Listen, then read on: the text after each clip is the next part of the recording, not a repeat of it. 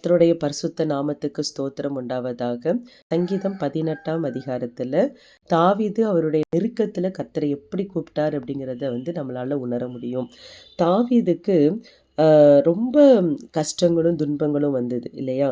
அதில் முக்கியமாக 1 சாமுவேல் 30:4 பார்த்தீங்கன்னா, தாவீதும் அவனோடு இருந்த ஜனங்கள் அழுகிறதற்கு தங்களில் பெலனில்லாமல் போக மட்டும் சத்தமிட்டு அழுதார்கள்.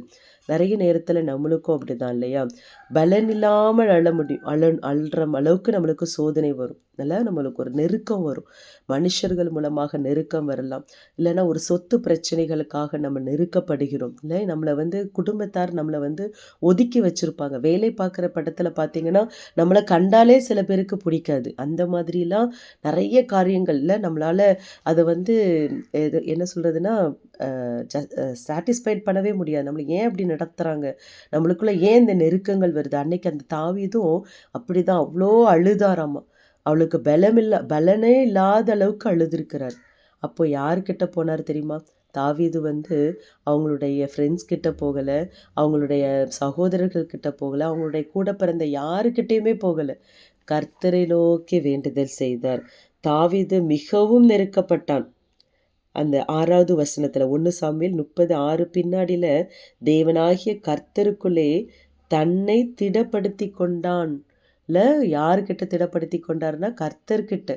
நம்ம அந்த நேரத்தில் இந்த காலை வேளையில் நாம் சிந்தித்து பார்ப்போம். நம்ம நிறைய நேரத்தில் மனுஷனை நோக்கி நம்ம ஓடிக்கொண்டு இருக்கிறோம். இவங்கக்கிட்ட பேசினா எனக்கு ஒரு ஆறுதல் கிடைக்கும், இவங்கக்கிட்ட பேசினா எனக்கு ஒரு சந்தோஷம் இருக்கும், அவங்கக்கிட்ட எனக்கு நான் ஒரு ப்ரேயர் பண்ணிட்டு வந்துட்டேன்னா எனக்கு எல்லா காரியமும் நல்லா நடக்கும்.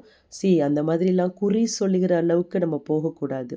நம்ம யார்கிட்ட போகணும் அப்படின்னா கர்த்தரை நோக்கி கூப்பிடும்போது கர்த்தர் நம்ம ப்ரேயர் பண்ணுறது தப்புன்னு நான் சொல்ல வரல. ஆனால் கர்த்தரை நோக்கி நம்ம கூப்பிடாம மனுஷங்களை நோக்கி நம்ம ஓடிக்கொண்டு இருந்தோமானால் இந்த நேரத்தில் நாம் சிந்தித்து பார்ப்போம். அதே போல் சங்கீதம் 18:6 தாவீது இவ்வளோ அழகாக சொல்கிறார். எனக்கு உண்டான நெருக்கத்திலே கர்த்தரை நோக்கி கூப்பிட்டு என் தேவனை நோக்கி அபயமிட்டேன். தமது ஆலயத்திலிருந்து என் சத்தத்தை கேட்டார். அவருடைய ஆலயத்தின் பிரகாரத்திலிருந்து தேவன் அவருடைய சத்தத்தை கேட்டு அவ்வளோ அழகா விடுதலை கொடுத்திருப்பார். 18வது வசனத்தில் பார்க்கலாம். என் ஆபத்து நாளில் எனக்கு எதிரிட்டு வந்தார்கள், கர்த்தரோ எனக்கு ஆதரவாய் இருந்தார்.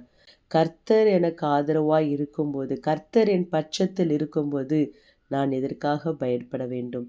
ஒருவேளை உங்களுக்கு காரியங்கள் புயல் போல வரலாம், கஷ்டங்கள் புயல் போல இருக்கலாம். கர்த்தர் என் பலனாய் இருக்கிறார் என்று சொல்லி நாம் கர்த்தரை ஆர்ப்பரிப்போம். கர்த்தர் தாமே இந்த வசனங்களை ஆசீர்வதிப்பாராக.